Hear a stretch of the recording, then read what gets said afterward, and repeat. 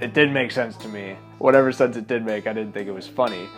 And then, lo and behold, when we got back to the bus, we found out that they didn't like what he wrote either.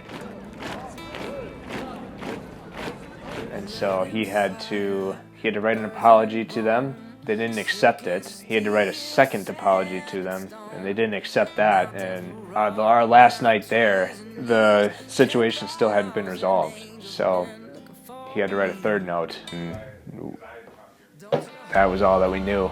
I didn't know it was going to happen. I didn't know what to expect. When we got to the airport the next day, I had no idea what to expect. Was this guy going to get detained? I don't know.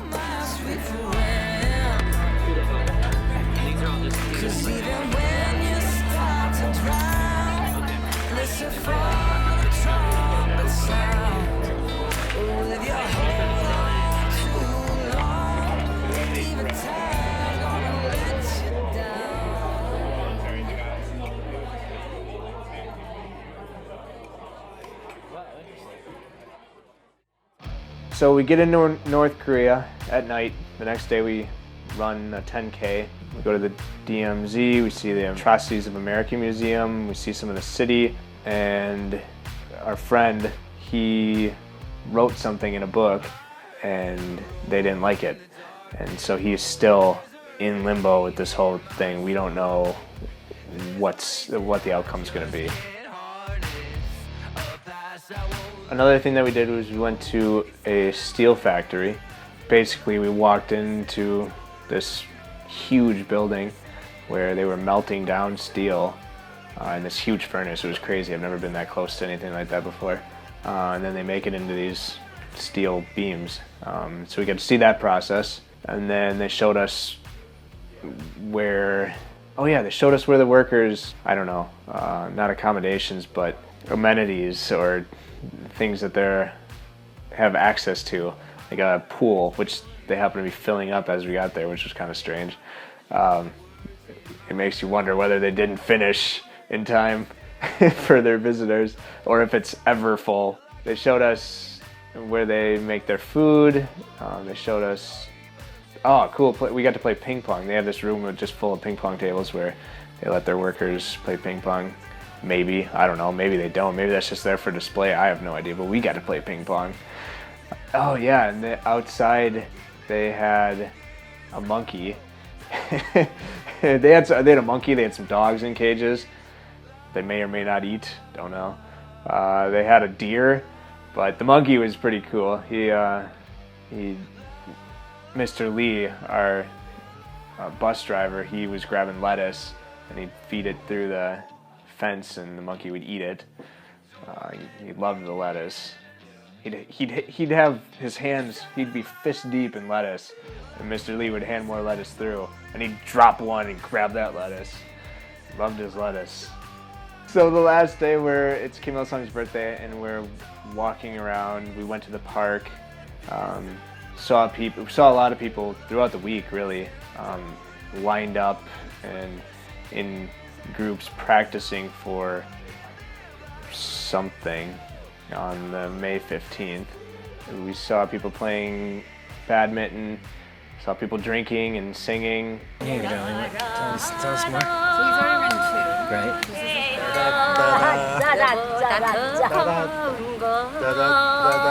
Right. And then we had our last dinner, the Korean barbecue, my favorite meal. And then we went and saw some fireworks.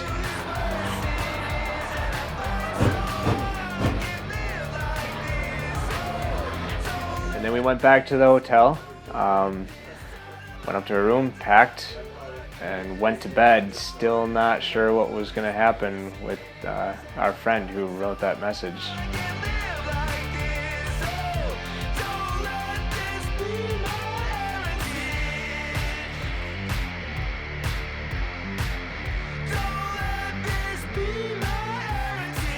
Okay, so we wake up on the last day, the day we're going to leave.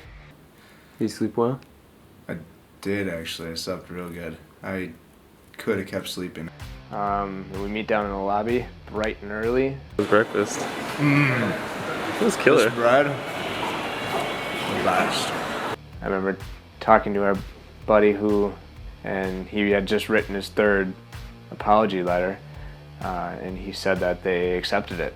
Still, the going through the airport was kind of a question mark. We didn't know, are they going to check all of our footage, because people had a lot.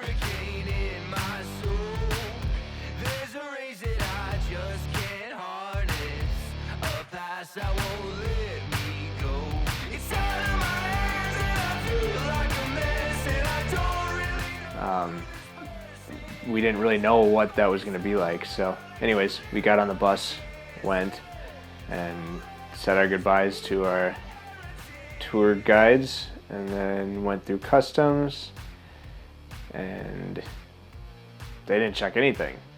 In fact, Justin got through with an entire bottle of water, full.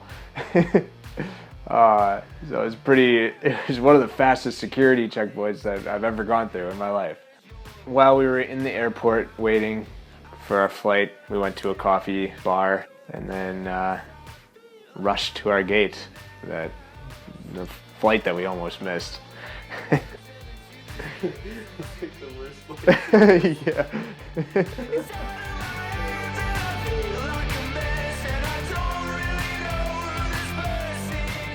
I think of myself, if I had grown up in North Korea, with that being my only source of information, the information that they allow me to have.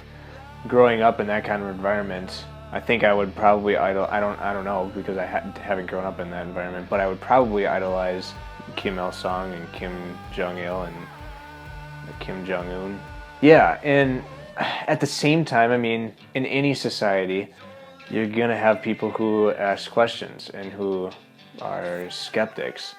And I definitely think that there's people like that there too, who don't buy into all the propaganda and the information, and know that there's, or think anyways, or are skeptical that there's something else out there, there's something more to life, more to the world.